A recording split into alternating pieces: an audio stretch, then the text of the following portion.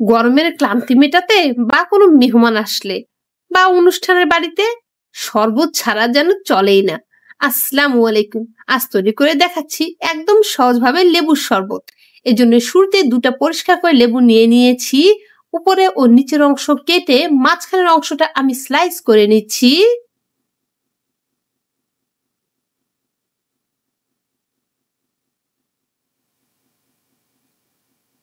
একটি কাটা হয়েছে, একইভাবে আমি অপরটিও কেটে নিচ্ছি।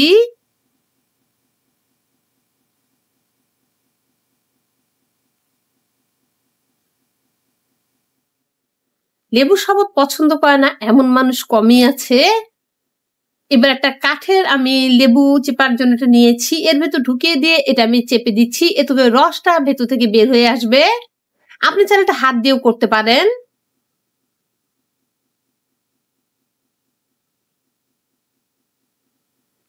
এটা উল্টিয়ে দিয়েছি, একইভাবে আমি এই সাইডটিও চিপে নিচ্ছি।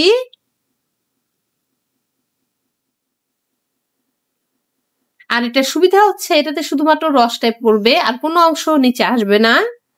একটি করা হয়েছে, একইভাবে আমি সবগুলো থেকে রস বের করে নেব।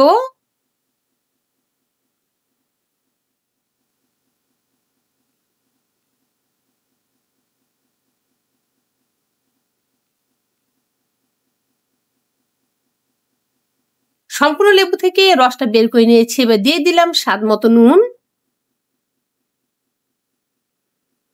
এবং স্বাদ মতো চিনি। চিনিটা অবশ্যই আপনাদের স্বাদ অনুযায়ী দেবেন। এবার এটা খুব ভালোভাবে মিশিয়ে নিচ্ছি, যাতে করে চিনিটা সম্পূর্ণরূপে গলে যায়। এটা অনেকটা গলে গেছে। এবার এর ভেতর আমি সামান্য পরিমাণ পানি মিশিয়ে দিলাম, দিয়ে এটা আবারও খুব ভালোভাবে মিশিয়ে নেব। আমি এবার এখানে পরিমাণ মতো পানিটা দিয়ে দিলাম। আমি দুটো লেবু থেকে আমি মোট 2 গ্লাস শরবত বানিয়েছি। এবার সেগুলো গ্লাসে ঢেলে পরিবেশন করছি। আমি এখানে বরফ ব্যবহার করছি না, তবে আপনি যদি চান বরফ দিয়ে খেতে পারেন। এবার দুটা লেবুর স্লাইস করে পাতলা কেটে নিয়েছিলাম, সেটা দিয়ে আমি গ্লাসটা সাজিয়ে নিচ্ছি। একদম রেডি হয়ে গেল আমাদের আজকের লেবুর শরবত।